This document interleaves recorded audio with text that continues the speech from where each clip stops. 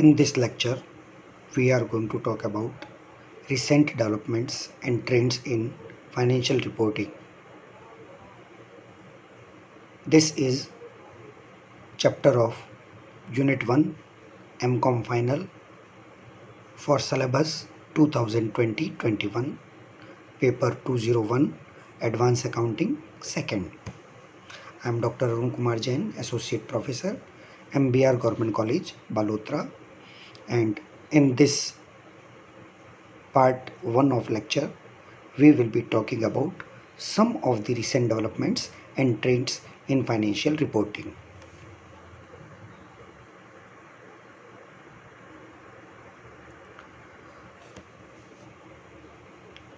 This chapter of Unit 1 includes study of sustainable reporting, concept of triple bottom line, concept of triple bottom line reporting, benefits of triple bottom line reporting, implementation of triple line bottom reporting, forms of TBL reporting, users of TBL reporting, financial reporting vis-a-vis triple bottom line reporting, challenges of triple bottom line reporting framework, corporate social responsibility reporting known as CSR reporting, Ind AS 113 comprising fair value measurement, integrated reporting, and business responsibility reporting.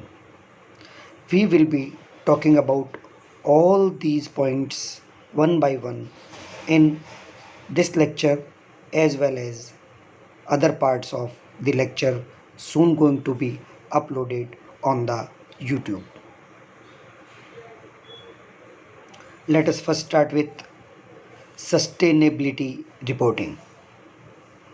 In this chapter we are going to study sustainability reporting, meaning three forms of sustainability reporting defined, the Global Reporting Initiative GRI, benefits of sustainability reporting, which includes internal benefits and external benefits. Let us begin with sustainability reporting, meaning in the modern era, sustainability has often been considered as a goal of every kind of organization, be it business, non-profit organization, or government. Sustainability is a balancing act where business decisions take into account the impact they may have on the various aspects of sustainability, including the economic viability of the business. Sustainability usually makes us think about carbon footprints, greenhouse gases, and ecosystems. This is the environmental aspect of sustainability. Moreover, two additional aspects are generally recognized as contributing to sustainability. They are economic factors and social factors. Together, these three pillars of sustainability are often referred to as people, planet, then profit. In this scenario, the three forms of sustainability that are considered by the organizations may include number 1, social sustainability, number 2, environmental sustainability, number 3, economic sustainability. Let us talk about these three now. Social sustainability are activities focused on maintaining mutually benefit relationship with employees, customers, and the community. These activities often have benefits in terms of positive profile and customer and community support. Environmental sustainability are activities focused on the impact of resource usage, hazardous substances, waste, and emissions on the physical environment. These activities may have a direct benefit for a business by reducing costs. Economic sustainability activities which focus on business efficiency, productivity, and profit. With the shift in social focus towards environmental longevity, businesses are encouraged to look at the big picture and see their impact on the world around them. Sustainable development was identified by Brundtland Commission of the United Nations in 1987. The need was felt by the various entities to incorporate the concept of sustainability in their financial reporting framework. In 1981, Freer Sprakley first articulated this name in a publication called Social Audit, a management tool for cooperative working, in which he stated that enterprises should measure and report on social, environmental, and financial performance. The growth of this broader world sustainability viewpoint can be seen in the number of companies that have begun reporting on more than just financial operations. Large corporations such as Weyerhaeuser Company, the Boeing Company, PricewaterhouseCoopers, the Procter and Gamble Company, Sony Corporation, and Toyota Motor Corporation have joined with many others to create the World Business Council for Sustainable Development, in short known as WBCSD. Sustainability reporting is defined as an organization's practice of reporting publicly on its economic, environmental, and or social impacts, and hence its contributions, positive or negative, towards the goal of sustainable development.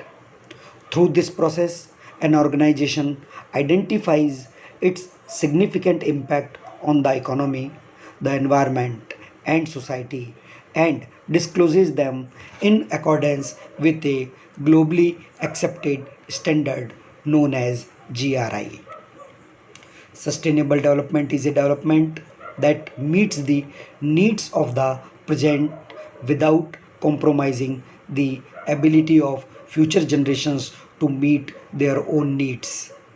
It suggests that sustainability reporting should recognize the interdependence of economic, social, and environmental factors and the importance of intergeneration time scalness.